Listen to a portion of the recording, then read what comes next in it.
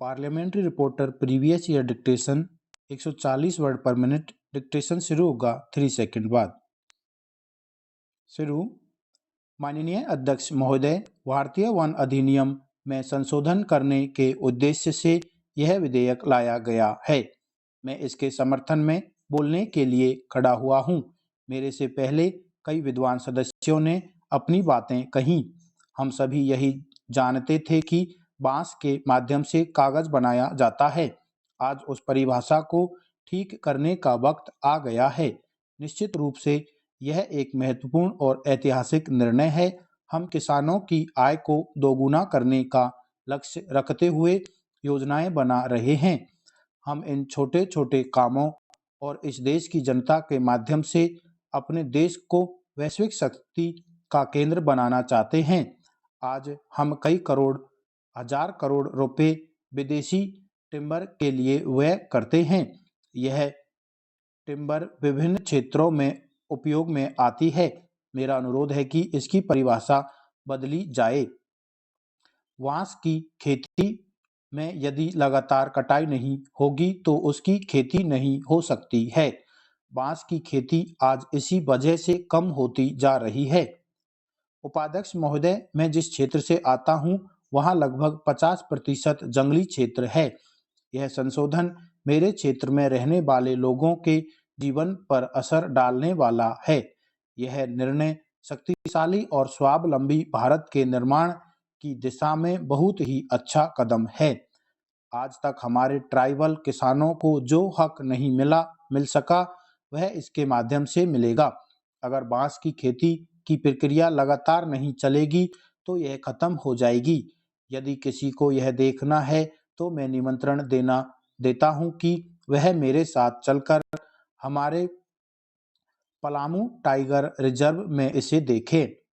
यह आवश्यक है कि हम इसके माध्यम से किसानों को प्रोत्साहन दें। इसके काम की प्रक्रिया में तेजी लाई जानी चाहिए ताकि लगातार कटाई से उसका उन्नयन हो सके।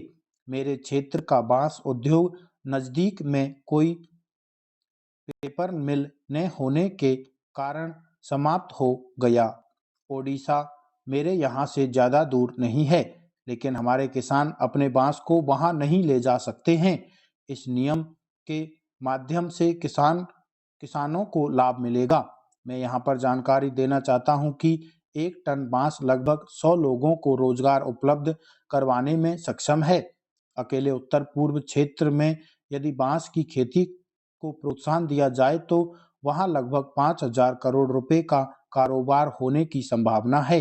इसके माध्यम से उत्तर पूर्व क्षेत्र की अर्थव्यवस्था में सुधार की काफी संभावना है। हमें इस ओर भी विचार करना चाहिए। सभापति महोदय, आपने मुझे बोलने का अवसर दिया, इसके लिए मैं आपके प्रति आभार व्यक्त करता हूं। मैं माननीय रेल मंत्री जी के संज्ञान में यह बात लाना चाहता हूं कि रेलवे के किनारे बहुत से ऐसे गांव हैं जहां रेलवे स्टेशन का ठहराव तो है, मगर वहां तक पहुंचने के लिए कोई रास्ता नहीं है। मेरा निवेदन है कि वहां तक जाने की कोई अस्थायी व्यवस्था ही हो जाए। माननीय रेल मंत्री जी को इस ओर ध्यान देना चाहिए। अगर सांसदों को इसकी अनुमति मिल जाए तो वे अपने पैसे से यहाँ तक जाने के लिए रास्ते बनवा सकते हैं। यह जमीन रेलवे की है और बेकार पड़ी हुई है। मैं समझता हूँ कि रास्ता बन जाने से रेलवे को ही फायदा है, क्योंकि आप व्यापार कर रहे हैं। अगर लोग वहां तक नहीं पहुंचेंगे तो उससे रेलवे को ही हानि होगी। कुछ माननीय सदस्यों ने रेलवे स्टेशन पर साफ सफाई के संबंध में अपनी बातें रखी। मैं स्वयं को उन सदस्यों के साथ जोड़ते हुए कुछ बातें कहना चाहता हूँ। स्टेशनों पर साफ सफाई की व्यवस्था की निगरानी की आवश्यकता है। मान्यवर, मैं आपके माध्यम से दक्षिण भारत के रेल संपर्क के संबंध में कुछ कहना चाहता हूँ। आप इस बात से सहमत होंगे कि दक्षिण भारत के बहुत सारे लोग नौकरी हेतु उत्तर की ओर आते हैं और ठीक उसी प्रकार बहुत से लोग दक्षिण की ओर भी जाते हैं। मैं अनुरोध करूंगा कि लंबी दूरी की कुछ और ट्रेनें चलाई जाएं। इससे उन लोगों को राहत प्रदान की जा सकेगी जो रोजगार व अन्य प्रकरणों से उत्तर से दक्षिण और दक्षिण से उत्तर की यात्रा करते हैं। अगर आप ऐसा कुछ करेंगे तो इससे लंबी दूरी की के यात्रियों को बहुत लाभ मिलेगा। महोदय, मैं बहुत कम शब्दों में और जल्दी ही अपनी बात को समाप्त करने की कोशिश करूंगी। मैं इस बजट का समर्थन करने के लिए खड़ी हुई हूँ। मैं माननीय वित्त मंत्री जी और माननीय प्रधानमंत्री जी को धन्यवाद देना चाहती हूँ कि उन्होंने एक संतुलित और हर सेक्टर को कवर करने वाला बजट प्रस्तुत किया है। वित्त मंत्री जी चाहे कुछ भी कर लें, लेकिन विपक्ष का काम विरोध करना ही रहता है। मैं महिला होने के नाते सबसे पहले इस बात के लिए धन्यवाद देना चाहती हूँ कि आपने आंगनबाड़ी वर्कर्स के लिए कुछ करने की कोशिश की है। महिलाओं को स्वावलंबी बनाने के उद्देश्य से स्वयं सहायता समूह के लिए आपने अलग से एक बड़ी राशि देने की बात कही है। मैं वित्त मंत्री जी के इस कार्य की सराहना करती हूँ और उन्हें धन्यवाद देती हूँ। वृद्धावस्था पेंशन की न्यूनतम आयु सीमा कम कर देना बहुत अच्छी बात है। मैं आपके माध्यम से गुजारिश करना चाहती हूँ कि कई ऐसी बेसहारा महिलाएं हैं जो तलाकशुदा हैं। उनके लिए भी अगर कोई पेंशन सुविधा देने की बात की जाए तो वह बहुत अच्छा होगा।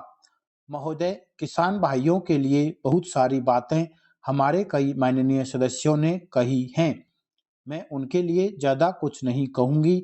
मैं सिर्फ इतना ही कहूँगी कि किसान भाइयों को जो ऋण माफ़ी मिली है, वह एक बहुत ही खूबसूरत तोहफ़ा है। मैंने पिछले साल भी सिफारिश की थी और इस साल भी कर रही हूँ कि समय पर ऋण चुकाने वाले किसानों को 3% पर ऋण दिया जाए। बुनकर भाइयों के लिए 3000 करोड़ रुपए का बजट नाबार्ड को आवंटित हुआ है ताकि उनके ऋण माफ हो सकें। इससे सीधे तौर पर कई लाख बुनकरों को लाभ होगा। मैं इस बारे में एक छोटी सी गुजारिश करना चाहती हूँ कि कई बुनकर ऐसे हैं जो लोन लेते ही नहीं हैं, इसलिए उनका लोन माफ होने का सवाल ही नहीं पैदा होता है। उनके साथ दुखद स्थिति यह है कि वे बिजली का बिल भी नहीं भर पाते हैं। अगर केंद्र सरकार इन गरीब बुनकरों के बिजली के बिल माफ कराने में मदद करे तो बहुत अच्छा होगा। अधिष्ठाता महोदय, आपने मुझे भूमि अधिग्रहण बिल पर अपने विचार रखने की अनुमति दी, इसके लिए मैं आपका आभारी हूँ। भूमि अधिग्रहण के इस बिल पर तमाम तरह की बातें माननीय सदस्यों द्वारा कही गईं। किसानों का हमारे देश में जो महत्व है, वह कोई बहस का विषय नहीं है। इस पर कोई चर्चा की जरूरत भी नहीं है। हम सब जानते हैं कि भारत हकीकत में गांवों में बसता है और किसान हमारे भारत की आत्मा है। किसान कोई वोट बैंक नहीं है, बल्कि वह हमारा अन्नदाता है। जो चीज किसानों के पक्ष में नहीं है, वह हमारे पक्ष में नहीं है। वह सरकार के पक्ष में नहीं है, वह विपक्ष के पक्ष में नहीं है और वह किसी के पक्ष में नहीं है। हम लोगों की कुछ चिंताएं थीं, जिनको हमने खुलकर सरकार के सामने रखा। मुझे खुशी है कि छोटी पार्टी होने के बावजूद सरकार ने हमारे सुझावों का को सम्मान दिया है, जिसके लिए मैं सरकार को धन्यवाद देना चाहता हूं। इस संबंध में कुछ संशोधन सामने आए हैं। उन संशोधनों में यह दिखता है कि चाहे कुछ भी हो जाए, किसान भाइयों के हितों की अनदेखी नहीं की जाएगी। उनकी इस बात का मैं पुरजोर तरीके से स्वागत करता हूं। मेरा भरोसा हमारी सरकार और देश के आदरणीय प्रधानमंत्री जी पर है। प्रधानमंत्री जी के प्रभावशाली व्यक्तित्व से जुड़ने की मेरी चाह हमेशा से रही है। देश को वे जिस तरीके से विकास की राह पर आगे लेकर जाना चाहते हैं, उस सोच के साथ जुड़ने की हमारी आशा शुरू से रही है। हमारा विश्वास है कि कोई भी ऐसा कार्य हमारी सरकार के द्वारा नहीं किया जाएगा जिससे गरीबों को अनदेखी हो। हम जानते हैं कि उद्योग और कृषि विकास के दो पहिए के समान हैं। इन दोनों का एक साथ एक जैसा विकास होना बहुत जरूरी है। कृषक हमारे देश के विकास के रथ को आज यहाँ तक खींचते हुए ले आए हैं, लेकिन कहीं न कहीं इस वैश्वीकरण के दौर में उद्योग भी हमारी ज़रूरत बन गए हैं और औद्योगीकरण भी हमारी ज़रूरतों में से एक है। समाप्त।